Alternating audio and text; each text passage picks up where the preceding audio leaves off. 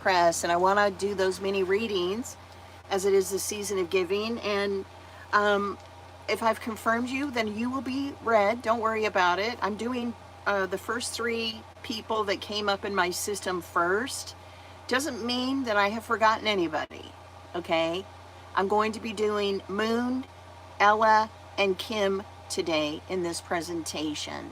Now remember, what I'm talking about is the key planetary angles that you have, what happens when you move to those angles, where in the world could you go to maybe get some relief from angular planetary angles that maybe you don't like, that don't resonate with you. Maybe you don't like living on your Saturn IC line, and you'd like to find some relief somewhere else in the United States or in the world. Maybe you love living on your Jupiter line. You don't want to move, but you're curious as to how your chart changes. It's all about the angles. When you move, when you travel, your angles change. Primarily, you always look at how's the rising sign going to change.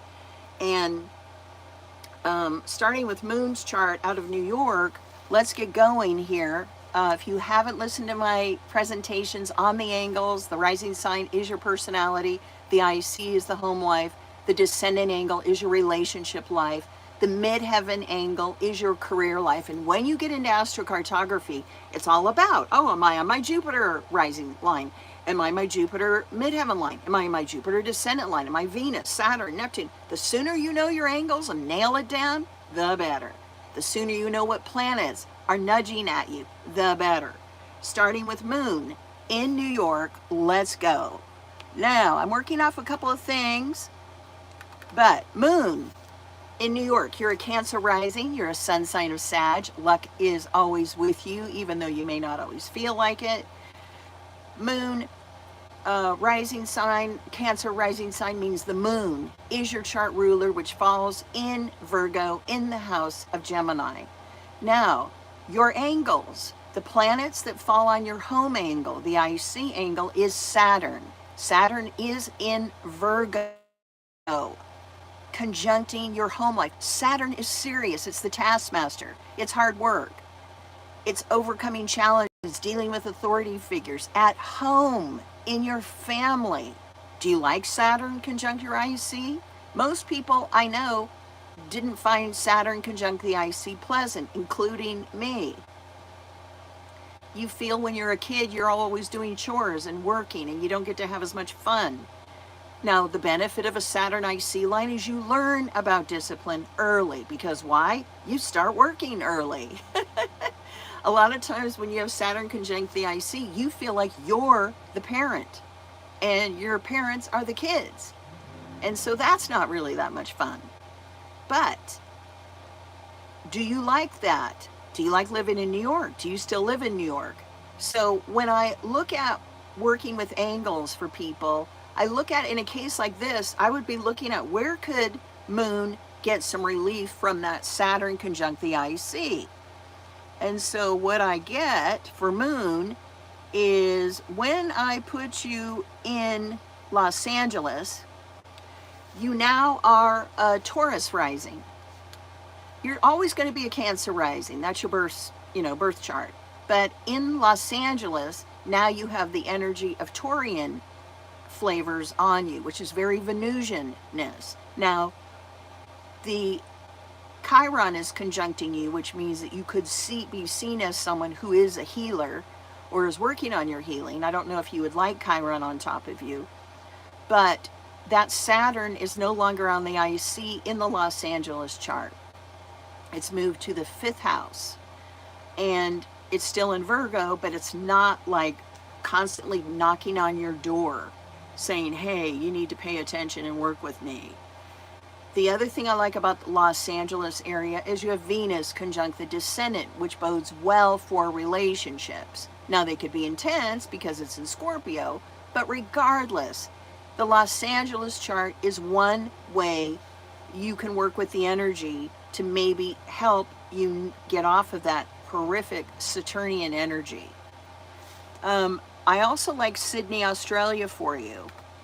When I move your chart or relocate your chart into Sydney,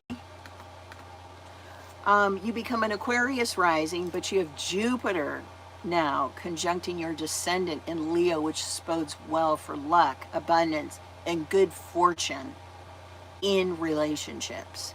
And Saturn is up there in the 8th house now, not bothering you like it is in the New York chart. So when you change your location, anybody, or when you travel, or when you're working with the energy of people from different cities, states, countries, be it in the United States or outside, you are working with different energies. Some of it is more harmonious, some could be more challenging. You're never stuck in your location, okay? For those of you who think, oh, my chart sucks, I'm never going to be able to get any relief, that's a bunch of nonsense. There is a place somewhere you can get a little bit of relief if you don't like your chart, okay? So Moon, ask yourself how Saturn conjunct the IC feels for you in New York. And if you have gotten off that line, and maybe you don't live in New York anymore, maybe you do, I don't know. But if you travel to Los Angeles, travel to the West Coast, you're going to be feeling different energies. Same for Sydney, Australia.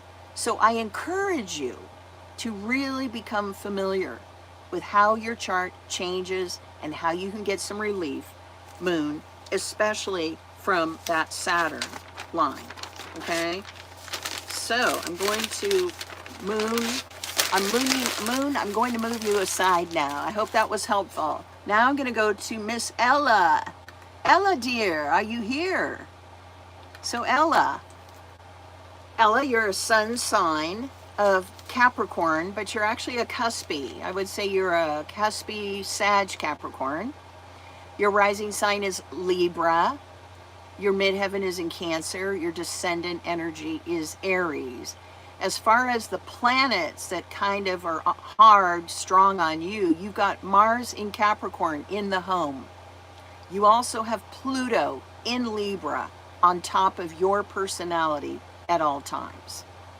Are you enjoying that energy? Well, I know you don't live there now in Korea, but I can see why you would probably want to move off of that. Having Mars conjunct the IC could be there was fighting at home, there was competition at home. Mars energy, the god of war, was in the family unit.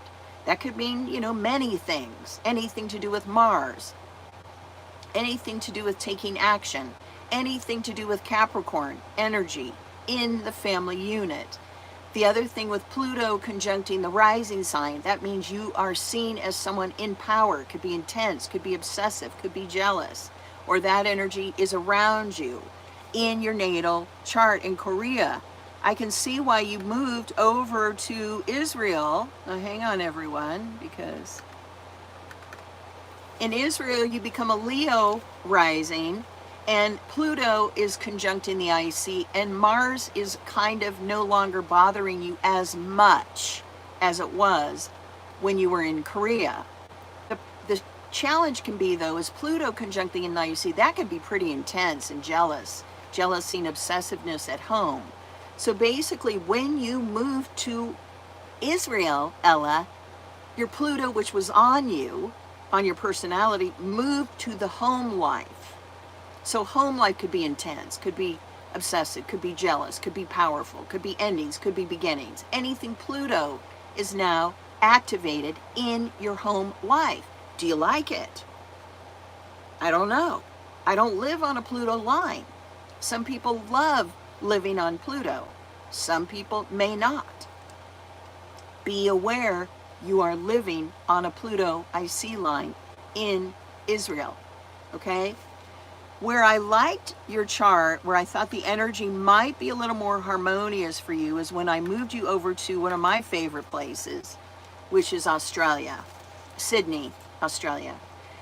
In Sydney, Australia, Ella, you become a lucky Sagittarius rising, and you have Venusianness on top of you. Venus is in Sagittarius, conjuncting you and your personality. Have you been to Australia? Do you have any interest in Australia? I like the energy for you over there. And Pluto is not bothering you like it was in both the Korea and Israel chart. Mars is not bothering you as much like it was in your Korea chart. Mars is now in the 3rd house.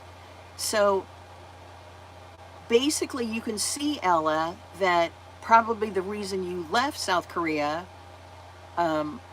was probably those energies were pretty intense to deal with, to deal with both Pluto and Mars. So then you go to Israel, you get a little relief from the Mars, but the Pluto is strong for you in the home, in the family.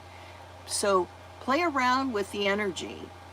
I put you in Australia, and I love that energy for you. It gives you some relief from both Pluto and Mars if you're interested in it. If you're not, it's fine. This is the beauty of astrology. We're never stuck. Okay, Miss Ella, now I'm going to go to the 3rd person and the final person of the day, and this is Kim. So Kim, you were born in Rockledge, Florida. That means you're a sun sign of Leo. Your rising sign is Capricorn. Your midheaven is in Libra. Your IC energy is in Aries. But the strong planetary energy that you carry is that Neptune energy and Pluto. You have Neptune right on top of your personality at all times in Sagittarius. And you also have heavy-duty Pluto conjuncting your career sector, as well as you have Saturn conjuncting your career sector. That's heavy energy. That's intense. Do you like that energy in Florida? Neptune on the rising sign can mean as you could be seen as someone very empathic, someone very creative, someone very Neptunian, someone who's very much about the arts and music and spirituality and sensitivity. And having Pluto and Saturn conjuncting your midheaven in Libra can mean you're seen as the boss. You're seen as someone in power. You're seen as someone where your career is big and it matters big time for you. But at the same token, those energies could be kind of tough to live with.